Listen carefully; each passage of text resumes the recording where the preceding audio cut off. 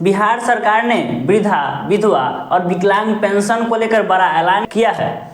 बिहार में पेंशन को 400 रुपया प्रति माह से बढ़ाकर 1100 रुपया प्रति माह कर दिया गया है। जी हाँ, 1100 रुपया प्रति माह यानी 36 रुपया प्रतिदिन। सवाल ये है कि क्या वृद्धजन 1100 रुपया में अपने महीने का पूरा खर्च चला लेते हैं? इस सवाल का जवाब जानने के लिए हमने अपने गांव में कुछ बुजुर्गों से बातचीत किया। बातचीत में हमने उनके पूरे महीने के खर्च को जानने का प्रयास किया। उन्होंने अपना खर्च कुछ इस प्रकार बताया। उन्होंने बताया कि हम बीमार रहते हैं तो 500 रुपया की दवा हमें प्रति महीना चाहिए होता है। इसके साथ ही उन्होंने कुछ और चीज़ों के बारे में कहा जो इस प्रकार हैं: 300 रुपये का तेल, 200 रुपये का दाल, 100 रुपये के मसाले, 300 रुपये के आटा चावल। जब हमने कहा कि आप आटा चावल खरीदते क्यों, राशन में नहीं मिलता, तब उन्होंने कहा कि राशन तो मिलता है, लेकिन उस राशन की जो गुणवत्ता होती है वो हमेशा सही नहीं मिलता है। कभी अच्छा होता है तो कभी खराब होता है, इसलिए हमें चावल और गेहूं दोनों खरीदना पड़ता है। फिर उन्होंने कहा कि 100-200 रुपया यहाँ वहाँ कहीं जाना होता है उसमें लग जाता है, और 400 रुपया कुछ अन्य खर्च हैं उसमें लग जाते हैं। अगर हम इस पूरे खर्चे को जोड़ें तो ये पूरा खर्चा होता है 2500 रुपया।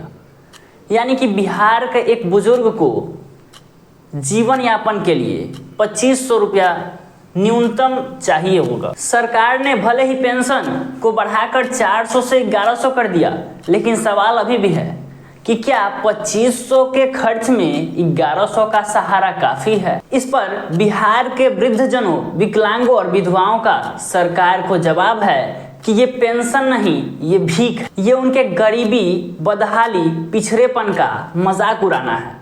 जरा सोचिए, नेताजी के गाड़ी में पेट्रोल का खर्चा 1100 से कहीं अधिक होता होगा, तो फिर नेताजी ने ये कैसे सोच लिया कि बिहार के वृद्धजन, विधवा और विकलांग 1100 रुपये में पूरे महीने का खर्चा चला पाएंगे? बिहार के वृद्धजन, विकलांग और विधवा इस सवाल के जवाब में है सरकार।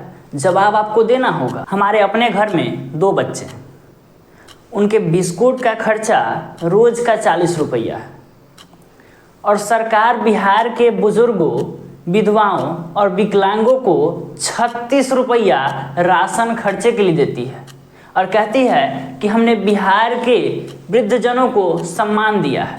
ये सम्मान नहीं है सरकार, ये भिक्षा है। आप सम्मान के नाम पर बुजुर्गों को 36 रुपया प्रतिदिन देते हैं और कहते हैं कि इससे बुजुर्गों का कल्याण होगा। नहीं सरकार, नहीं। बुजुर्गों का कल्याण 36 रुपया प्रतिदिन और 1100 रुपये महीने से नहीं होगा।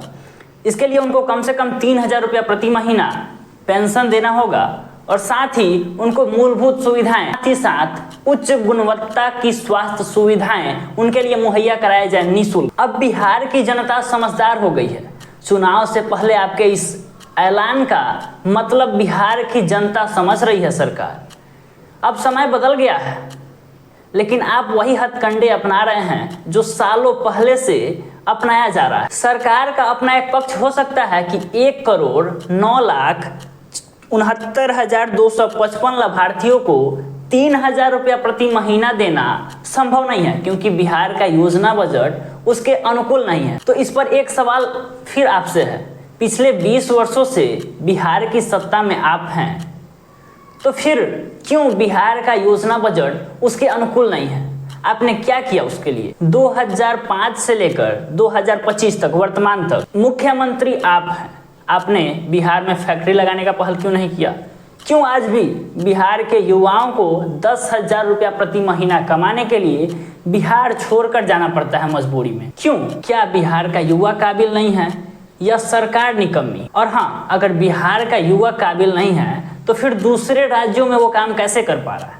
जवाब आपको देना होगा सर। आपको बता दें कि भारत के अन्य राज्य आंध्र प्रदेश में वृद्धा और विधवाओं को 4000 रुपया प्रति महीना और विकलांगों को 6000 रुपया प्रति महीना पेंशन के रूप में दिया जाता है। वहीं हरियाणा में वृद्धा, विकलांग और वृद्धजनों को 3000 रुपया प्रति महीना दिया जाता है। एक और सवाल, चुनाव के समय में ही बिहार सरकार को वृद्धजनों, विधवाओं और विकलांगों की याद क्यों आई? क्या ये कोई सियासत का अंग है? जवाब आपसे अपेक्षित है सरकार। और हमारे दर्शकों से एक सवाल है, क्या 1100 रुपया पेंशन के रूप में वृद्धजनों को देना पर्याप्त है या 3000 किया जाना चाहिए? आप हमें कमेंट में ज़रूर बताइए। धन्यवाद।